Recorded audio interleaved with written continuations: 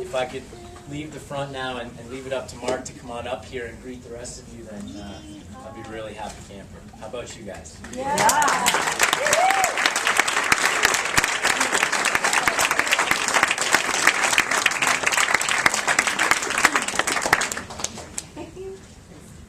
All right. Excellent. Really good to be here.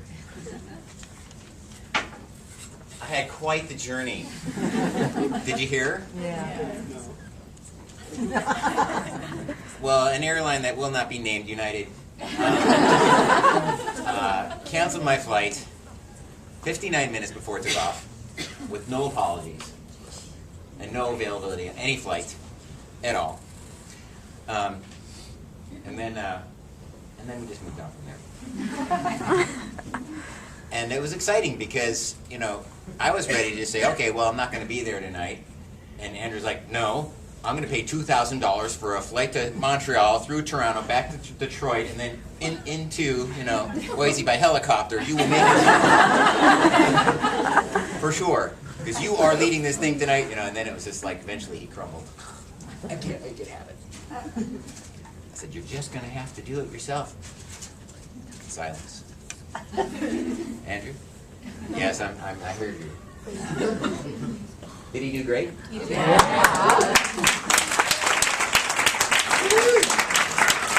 It's really Andrew, and it's the team, really, right? It's the team. Yes, sir, for the team. Huh?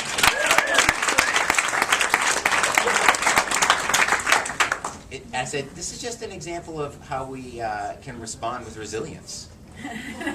Right? I couldn't have designed it better. To talk about culture, nature, and resilience, and then, you know, there's an impact. How do you handle it? You just lay down and take it, like, I'm gonna die. I have no response. I've got no friends. Can I buy something to fix this? Sorry, out of luck this time. What are you gonna do? But purposely, we spent a long time, many months. Andrew approached me and said he wants to run this course called an Art of Mentoring up here because he came to one down in Vermont, and Art Mentoring is 5-6 days of a 3-dimensional village.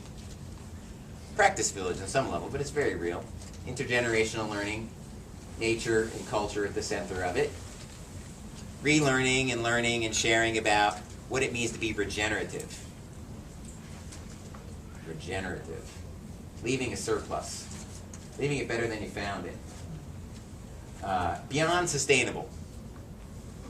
Sustainable's, you know, it's like there's a certain level of consciousness that can handle sustainable. It's like, oh, sustainable, right? I can't just be perpetually growing. Sustainable is like the stretch word. But that'd be like saying, I'm happy to just keep things the way they are. I'm able to sustain it. Like, who would that work for here? Well, not one, huh? Okay. So what's beyond that? Right? That's where the word regenerative comes in. I learned this from Penny Livingston out in California, Regenerative Design Institute. And to be regenerative means, well, in some ways, like we're below the baseline of what it means to be healthy and happening. Below the baseline. That's my feeling on it. To take a long snapshot of history, that's where I get a clue. We're like, in the last little bit of time, we're in an experiment.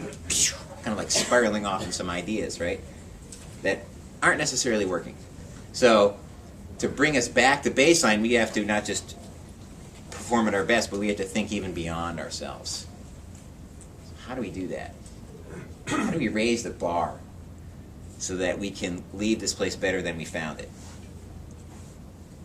Who do I have to be every moment? What trail do I leave behind me? A trail of connection, healing, possibility, empowerment, connection, bonding, whatever. And this thing called mentoring. which is a very subtle social technology. It's quite invisible when it's working really well. But it's this practice of, it's in my best interest that you're learning how to fish for yourself versus me fishing for you or charging you to fish. That we're all a little bit stronger, and then if we all are holding that mentoring ethic, not just for our peer groups, because that's a lot of reflection, right? If people are asking us questions around how do we do that? What's your next step? What's your edge? How do you learn that? Provoking our curiosity, that teaches me how to fish for myself. Those pulling questions pull me from the known into the unknown. Get me to think about myself and where I'm going, what my trajectory is. Anyone have a mentor who does that for them? Do you have a sense of what I'm talking about? They ask you those kind of like lobbed questions a little bit beyond where you usually hang out. You're like, ooh. Keeps me awake at night in a good way. I'm hungry for that. I'm hungry for the mentor and the elder to pull me. I think it's part of being a human being, really. This social technology called mentoring. But in the same way that it's invisible and runs through time in a culture that's regenerating. Because, you know, think about it. If we were in full survival and just relying on the natural world and all of its dynamic powers to eat food every day, sleep in safe conditions every day, right? And we're raising babies in this environment. You know, there's illnesses and injuries and enemies and, right? It's the real deal, 24/7. How do we raise our children in that environment so they get it the first time? Not a lot of room, right? Not a lot of room for error. Not a lot of room for softness, laziness, taking things for granted. We have to be on it. And that includes being present and joyful and alive, right? So this consciousness that moves through time is about making sure that the generations beyond who you even see in the room here have a map for healthy living. And in that map includes mentoring the next generation. It's woven in there.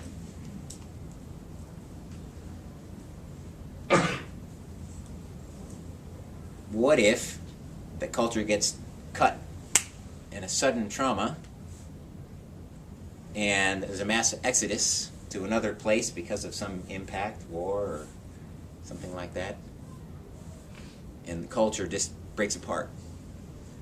They might have information in pieces, but they lose the mentoring piece. What happens? It's an invisible thing that can go away just as quick as it was there.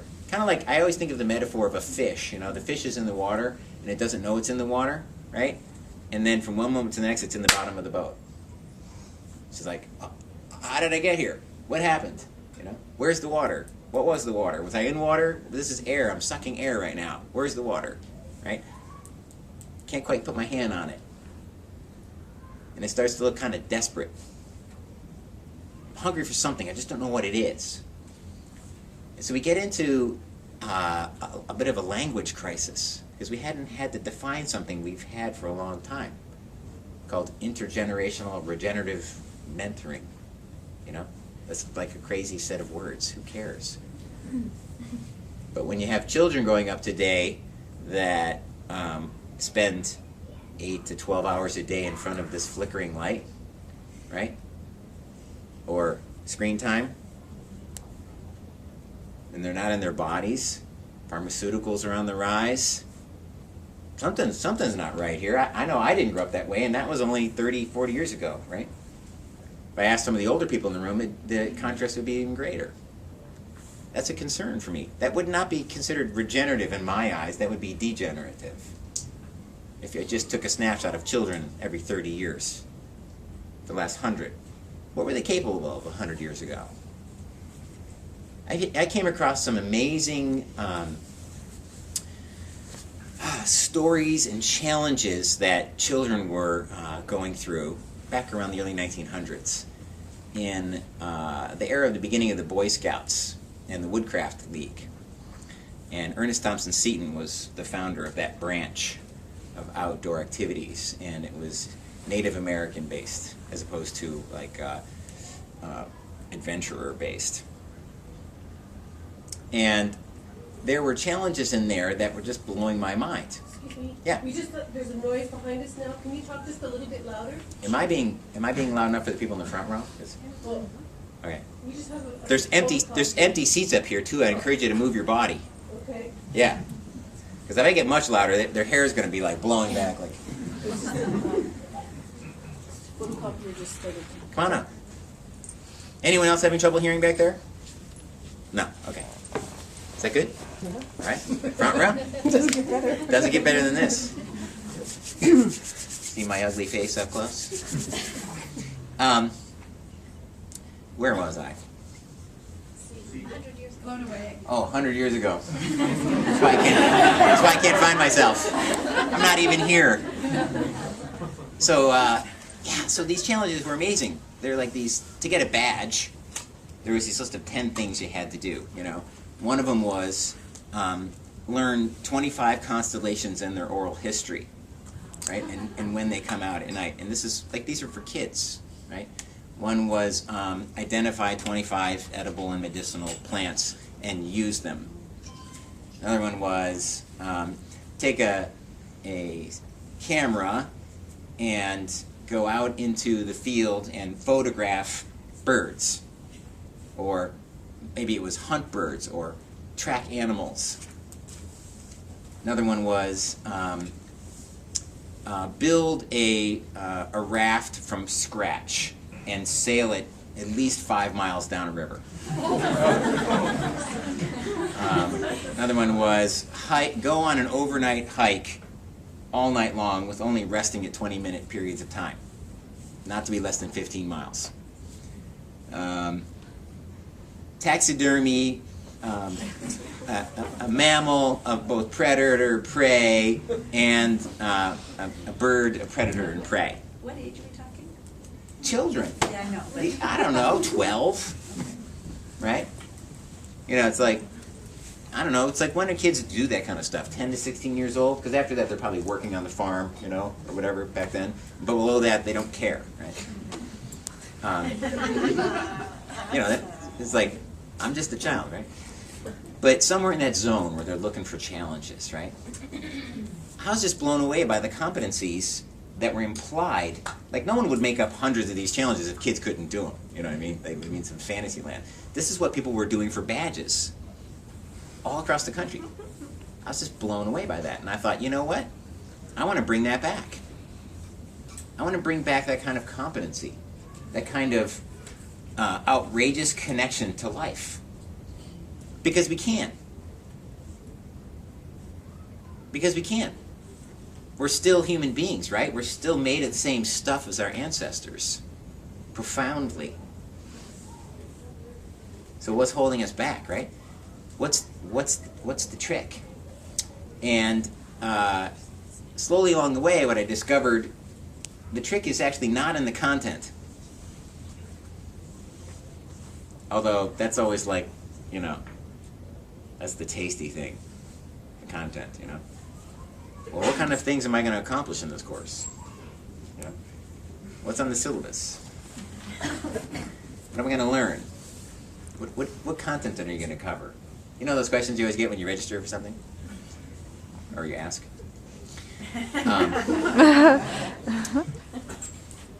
It's actually, that's not what does the trick.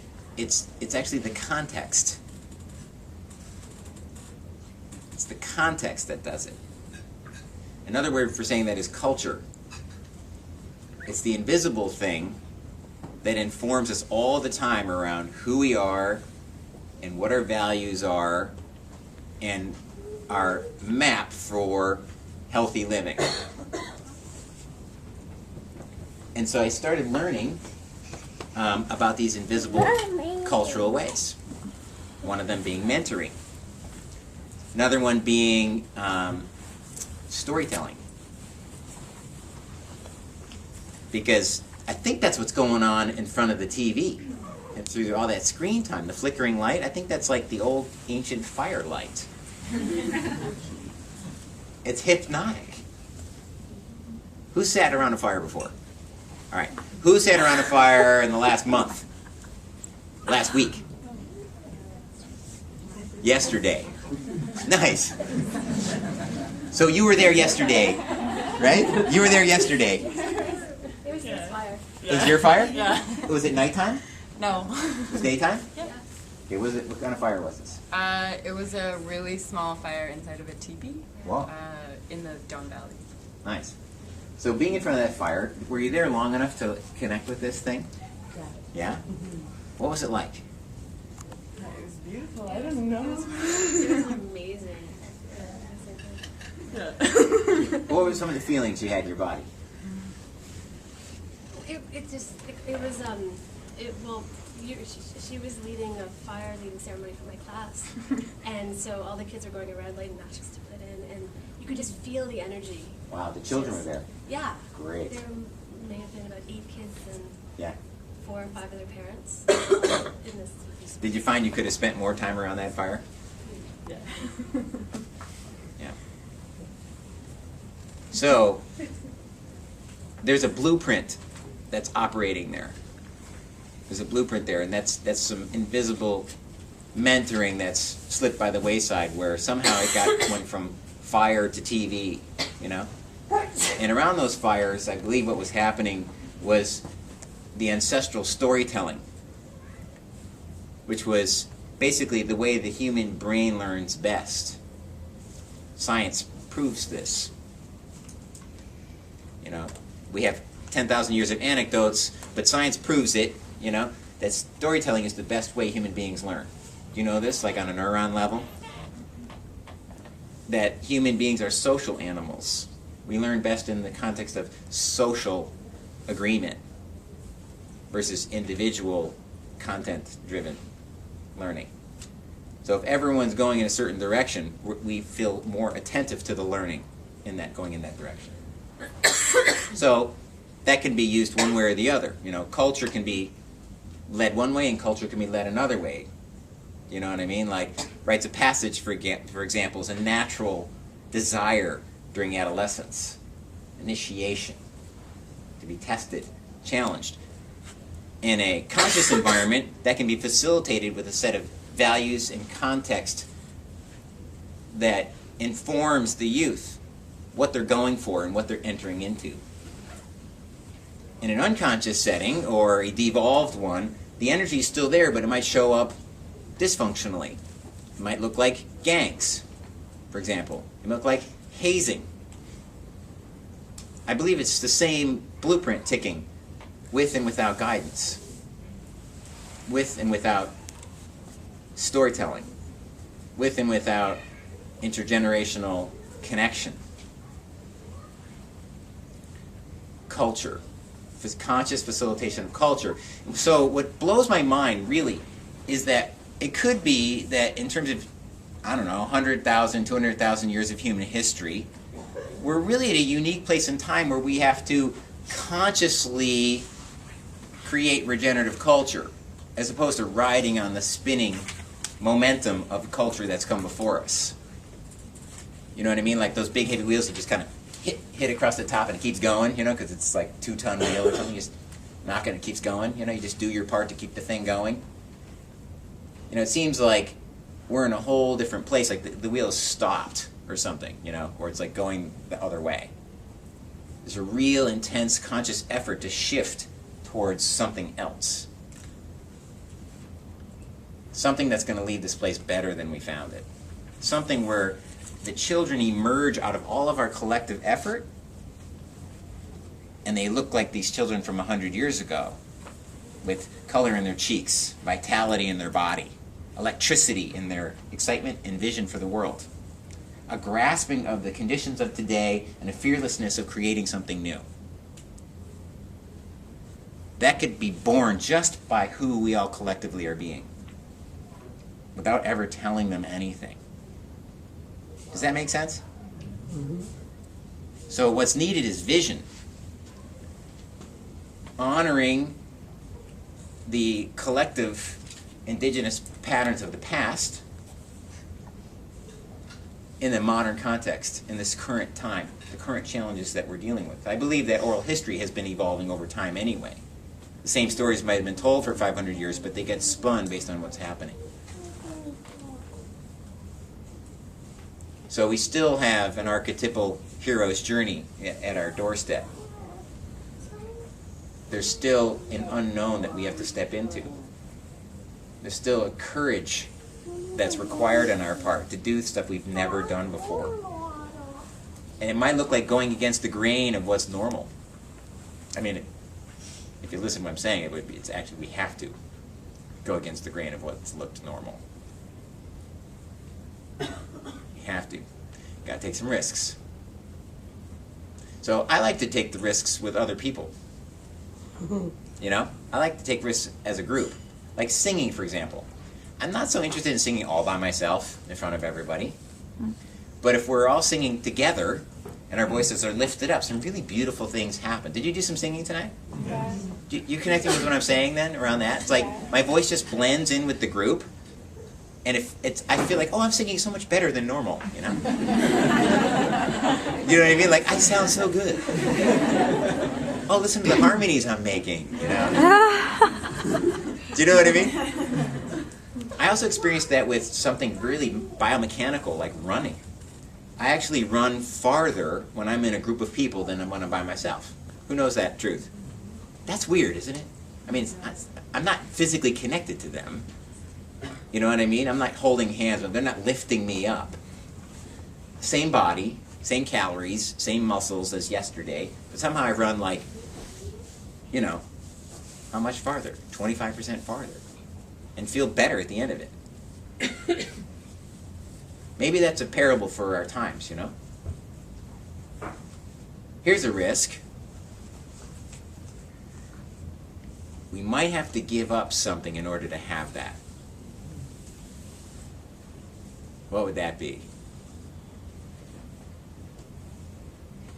It's kind of like bad news. It's like the bottom line bad news. The suburbs. Yeah. That's kind of up here. I was going for core, but that's a perfect ornament on the tree. Yes. Suburban thing, yeah. Illusion of separateness. Yeah. Control. Yes. Yeah, isolation. Yes. Convenience. Yes. Sense of security. Yes. Those are tough ones, huh? You're right down in there with me. Those are the toughest. You hear a lot of green ideas, right? Green living ideas, right? But if it's a green product or another green technology, how is that really all that different, you know? It's a little more like slightly better, you know? But it's still producing in this giant thing called consume, use, dispose, you know? But something like really radical, transformative, which, you know, everyone could be rationally talked into in about 20 minutes, would be something like, we should all live in the same house together, like 15, 20 people per house, and share one car, and walk everywhere 80% of the time. That would be green living. And everyone's like, I'll pass. Good idea, you try that. Let me know how it turned out, I'll tell my children, you know?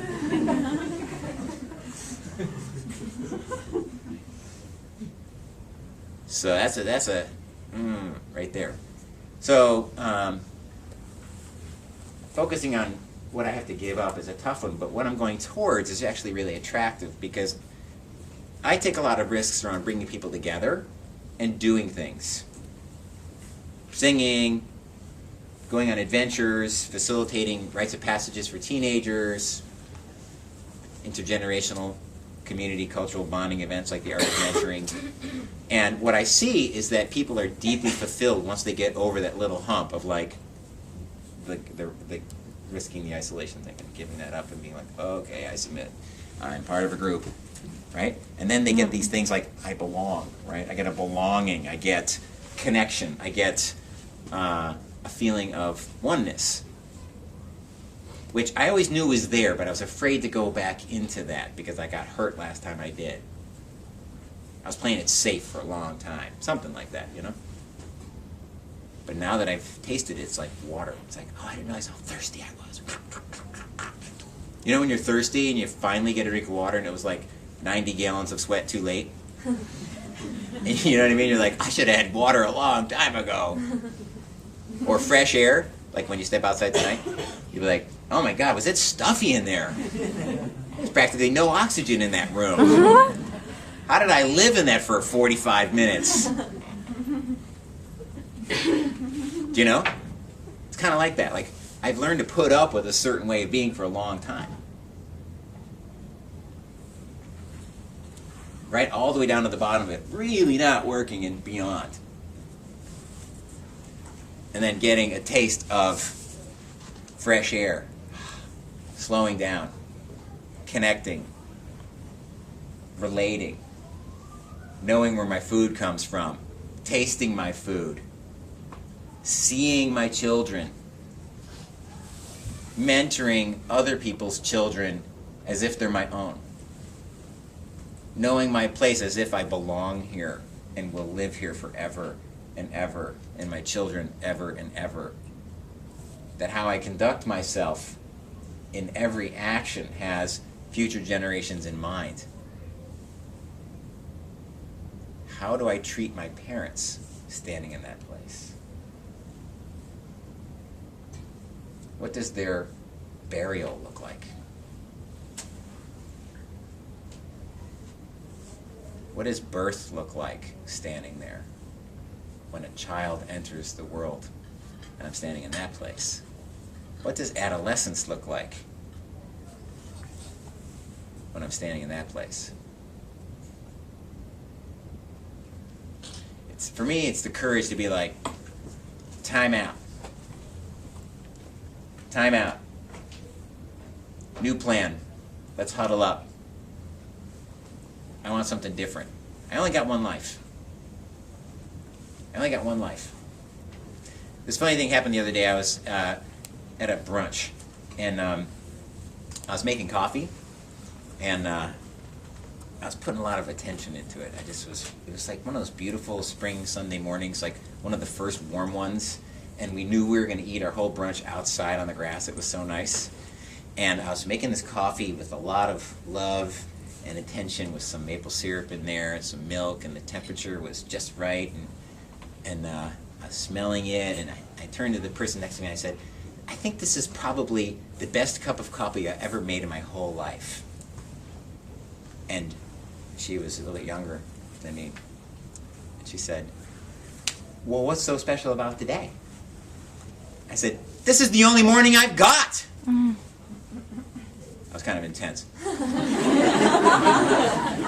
said, this is the only morning I have right now. This is it, you know? She was like, whoa. Okay.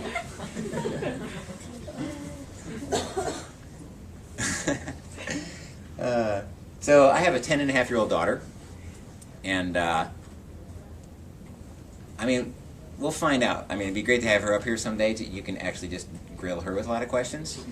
But she grew up inside this stand that I'm taking. I kind of ramped up prior to her being born, and then by the time I got full tilt going, she was born into the middle of it.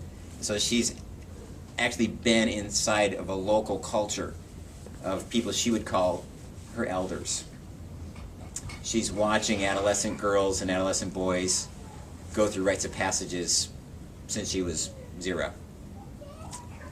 She goes to ceremonies. She is deeply connected with her land. Seasonal rituals. She knows what phase the moon's in. She knows the names of all the birds. She's fearless when it comes to cold, wet, dark, muddy, buggy, hungry, alone. Like, those are familiar places for her because she comes up against those edges all the time based on the culture she's in. Any number of people could be coming in and out of her life who have that same value. So a friend of mine might come over who's 25 or 30, and she's there with her little friend. He's like, hey, let's get outside, you know? And of course, they're much funner than I am because they're 25 or 30. So she's like, great, let's go. You know, it's just someone she's known since she was 5, and off they go. And he says, hey, where's a place you've never been before? First question, right? Innocent question, but profound if you think about it, if it got asked to you every day of your life. She's like, I don't know. That's kind of a blank spot over there. And so they go over there, and it turns out the reason why no one's been there yet is because there's all this juniper that's grown up in the woods there. It's actually the opposite. The woods grew up around the juniper. Do you have cows here? I mean, I know you have orchards and grapes and stuff, but do you have cows? You know how they don't like eating the juniper?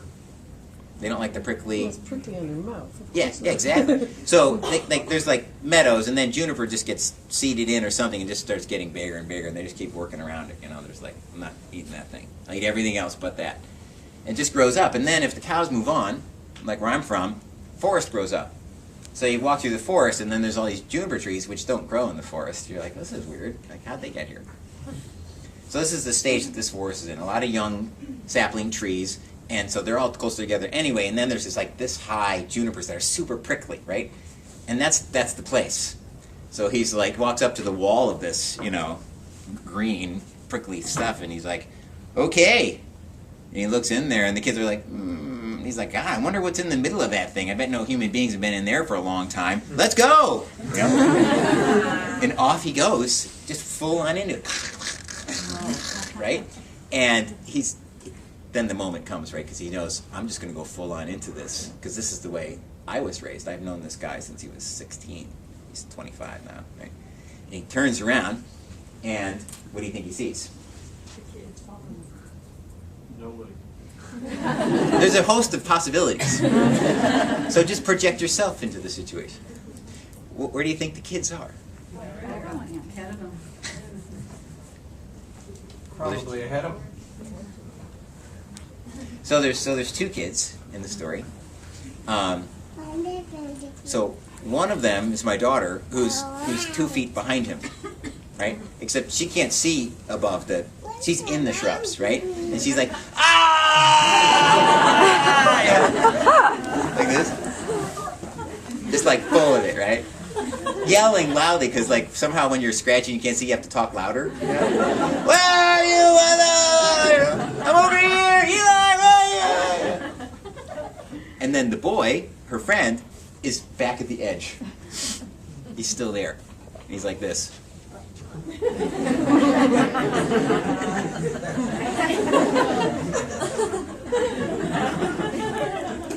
on, Eli, you can do it! She starts yelling, come on, Eli, just push your way through it, you can do it! You know, he's like, I don't know about this.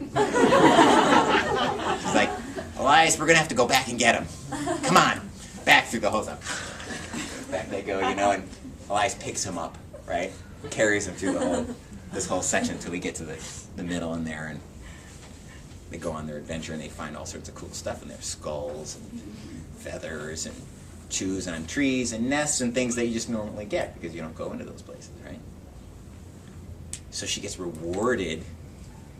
They all get rewarded for taking that risk and going into the unknown with magic. Finding a skull, finding a cardinal feather, finding a kill, right? How awesome is that? That's just like, wow. But if that was your everyday life, if that was facilitated around you all the time, what would your perception of reality be? What would you think what would you think is possible for your life? Yeah. Everything. Yeah. Is that amazing? That's what I believe. But jury's out. We'll see. You know? This whole thing could be a big mistake.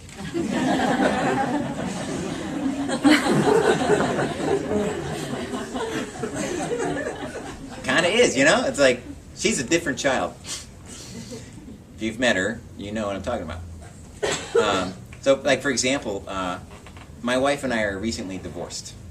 We got divorced last year, and I was really worried it was going to be a major trauma in her life. In fact, that was actually the social norm that was laid out for me.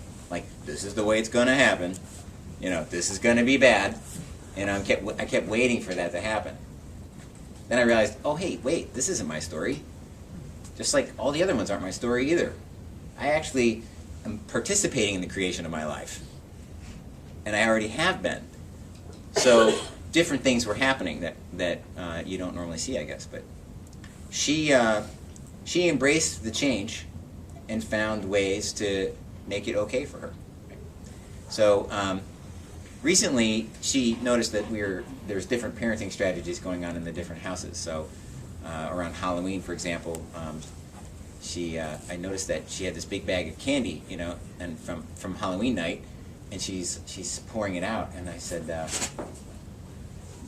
you know, do you have half of that over at Mama's house? She says, oh no.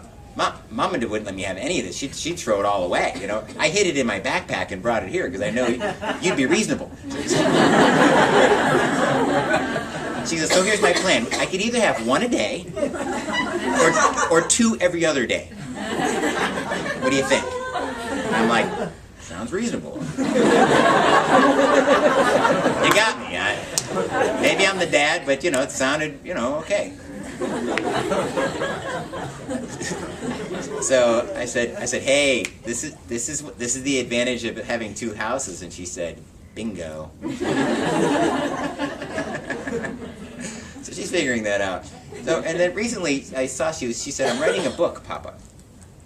Do you know any good tips around how to be a good mother? I said, what do you mean? She goes, well, I'm writing about how to be a good parent for my daughter, for my child someday. I said, oh wow, yeah, I got a few ideas.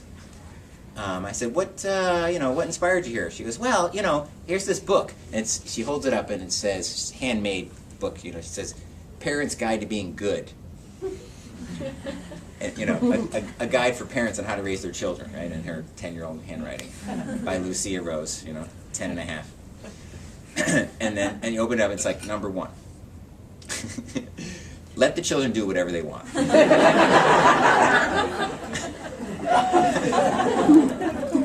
Number 2, you know, if they don't want to wear shoes, don't make them.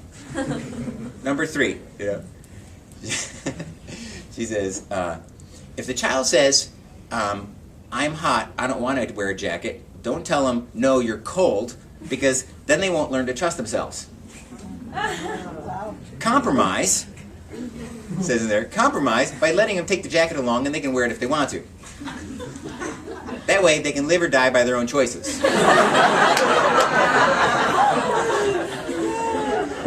I said, wait a second, what is this book for exactly? You know? I'm thinking, okay, so these are all the things she doesn't like about our parenting, right? But she doesn't want to forget, right? But instead of arguing with us, she's writing herself a note. From her child self to her adult self. So just in case when she's 35 or 40, she doesn't want to repeat these things. Called put your shoes on. That's kind of profound, huh? Yeah. I'm like, wow, that's pretty good. You know, it's like, that's really regenerative, right? She's going to make sure these things get maintained well into the future. Needs publishing. She wasn't so sure about that. I asked her already. But perhaps you can just take that story, right?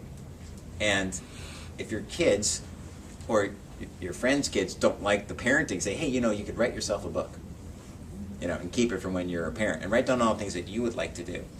And send yourself a note, you know, 30 years in advance. It gets them thinking, right? They're the character of the future generations, you know, speaking. But there's a lot of cultural influence where she says, I want to be normal, so can I watch TV? Can we have this? Can I get that? Can I do this? And I hate saying no all the time because it puts me in this position of being the oppressor, right? However, I said, you know, well, here's the deal. You know how I told you stories about Coyote's a trickster, right? Well, TV's a trickster. It looks like a really fun thing, but it really has these other impacts that happen, just like Coyote does in these stories. She's like, well, like how? I said, well, they've done some studies, you know, that says that when you're watching TV, the information actually bypasses your creative mind. It goes straight to some other part of your brain, and satisfies some visual learning, but you're actually not thinking, and you're not interacting with the TV. You don't have to imagine anything. It does it for you. So essentially, that's why you see people drooling like this.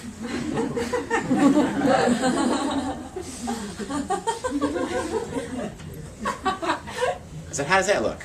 She's like, yeah, it's okay, you know. And so I said, you know, compare that with reading. Why would I want you to read versus watching TV? And she's like, oh, well, reading, you know, you have to imagine what the things on the page are talking about in your own mind's eye, your own imagination. You have to see what it is that they're talking about. You have to make it up yourself. And I said, exactly. It's like a muscle. And all that creativity, all that imagination that you're doing will actually serve you in the future when you want to do something in the world. How do I do blank? How am I going to make a blank? Well, you already have all these imagination skills. But if you filled those 10,000 hours with TV, that's like a weak, atrophied muscle. It's like a little flimsy thing that you've never used. She goes, yeah, but you know what's better than books? I said, what? She said, storytelling. Like she just hopped right to the next thing, and I was like, whoa. You're right, actually. When our children were little, they didn't want to read at all. And what we love to do is read to them. Yeah. We spent a lot of time just coloring up and reading. Yeah. And we were worried that here they were in grade 3 and 4, and they weren't really getting it, and had all sorts of anxiety about it. But there was something about gathering around every night and reading that they loved. And at the table, I don't know if you've heard of Ann Landers. Well, when she was alive, we used to get those. Somebody would write into Ann Landers and say, you know, give their problem, and then we wouldn't give the answer. We'd say, "What would you do?" and then we went around the table talking about the different things that we would do for this particular challenge. I love it. And it was just a really great way to engage them in. And so I like what you're saying about, you know, not filling them with information, but how can you weave the story? Yeah. There's something about that that's very exciting. Excellent. Great. Yeah. So, can you go further? You said, you know, you can watch TV, you can read, even better storytelling. So why is storytelling better?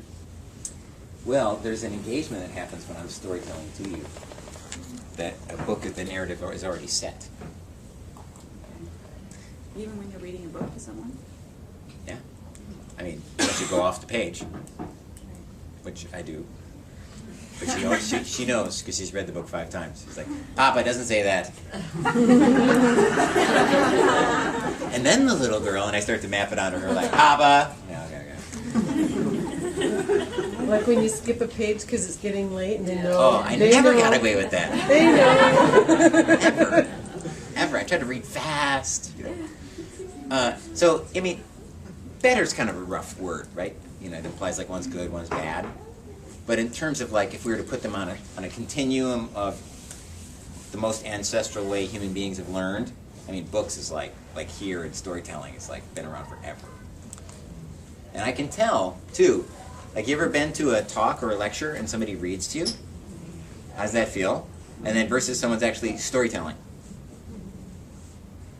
Like, one is, you're like, the other is riveted. If they're storytelling. Sometimes people can talk and they're actually sharing information, which is different. So that's some of my take on that. So you were speaking on rites of passage, and one thing that I've been visiting recently is because we're always talking about future generations and providing them with that, rearing that foundation. Could you speak to the idea of regenerating older generations, people who maybe have never been given the opportunity to have a rite of passage and are kind of more entrenched in this stuck wheel, this mired, right? How do we work with that internal stuckness, that's more old rather than fresh? So people hear her general question here? I would reframe it, tell me if I'm wrong, that basically when we work with older generations to introduce this idea of regenerative culture, that there's a lot of patterning from the past. And it's hard to teach an old dog new tricks, something like that. And they're coordinating, right? Like they're in coordinating positions right now. So Power, leadership. yeah, that exactly. So how do you work? with Not that? turning on a dime like you'd like them to. Yeah. Exactly. Yeah. Well, I think one thing you could do is reframe the view that they're stuck. Mm. That would help you. Because if you put stuck on them, they might as well be. How's that one? That's pretty good, huh?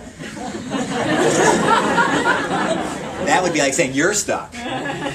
So, but it's true that something different is happening. The longer people have been around, I mean, I believe in brain patterning is about repetition, you know, about what the mind focuses on and what the senses take in over and over and over and over again. I do think that does create patterns. And cultural patterns. However, I've also seen some profound things happen around life stage. That, like I said, there's like a blueprint that ticks in adolescence. I believe there's also a blueprint that ticks in an elder life stage. For sure. And it can be triggered by things like a grandchild being born. And if you watch, I don't know if people have seen their parents shift from being primarily parents to being grandparents, like, you look at them like, who are you? You're like at least 15 years younger. You're fun. You know, you're not. You know, you're on the floor. Like, you're not working all the time. You're like smiling a lot. Like, who are you? You know what I'm talking about? This is my experience. But there's an interaction going on there, and I don't think we're not really meant to be so independently isolated as a person in a culture. This I thing has gone way too far. So the older generation, older than you, needs connection. They need connection. Just like I need connection. I need nature connection, I need people connection, and I think from your viewpoint they need that too. That might be a fair assumption. So what do they need to connect to? Purpose, usefulness. They won't be cast off on an iceberg if they try out your new ideas. Maybe that's why, you know, I cling to things, is because I'm afraid I'm going to be dismantled and ejected, thrown away, right? This world's moving really fast, and I'm not moving as fast as the new world anymore. So I'm going to power it down, stop the process, right? But from my life stage, what I like to do is build a partnership with the younger generation, people in their 20s, and say, all right, look, here's the deal. I know that the world is going to be moving in your direction. You have the energy and the vision and the inspiration to make this happen, but you need the people in my position and life stage to make it happen. People aren't going to listen to you, right? Who are you? You're new on the block, right? You don't have any experience. I don't trust you, right? You're not part of this whole world that's concrete right now. This two-way relationship is really key. So this happened just recently. I'm part of an international movement. So I go to different countries setting up these community resilience projects in with this cultural model called the Art of Mentoring. And so this young guy came along, and he was 22 and extremely talented. Maybe 23. Extremely talented. Super bright light bulb. A lot of charisma. And young. Right? And he came in, he's like, okay, I want to do this whole thing differently, you know. I think we should do this, I think we should do that, and I think we should do this, and I want to be accepted here for what I have to offer, you know. And I'm like, I'm out. You're going to be booted out of this so fast, you know, and you're going to be so resentful that no one listened to you. You're going to make all these waves and get nothing accomplished. So, let's build a partnership. So, you and I will work together. My intention is to empower your ideas and youthful enthusiasm into a long-term systemic change in this international organization. So you have to work with me on the timing and the pacing of these ideas. And I will see that your ideas get heard and integrated effectively over time. Are you willing to work with me on that? And he said he was. And so 3 years later, it's kind of like hurry up and slow down, you know?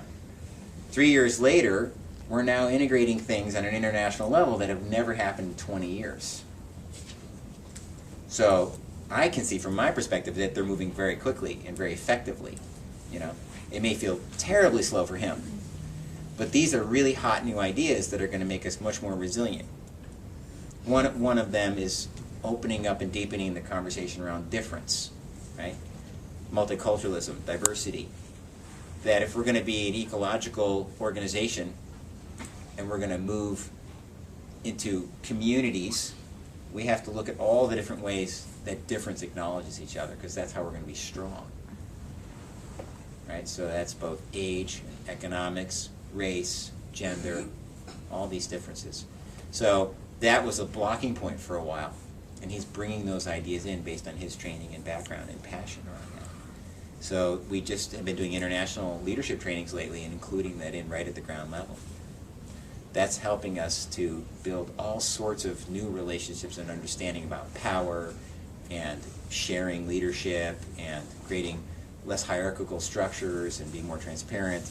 All the things that I think are going to make us respond well to dynamic changes in the world. Because control and secrecy and power dynamics is like, it's not going to work. It's not like nature. You know the vine that grows up through the concrete, you know, or through the chain link fence and just slowly like, it ultimately has this way of moving. That for me is an image. And eventually, plants, soft green things, you know, that rise up slowly, will move through things as stiff as concrete. So I want to tap into that consciousness. I want to tap into that as a collective.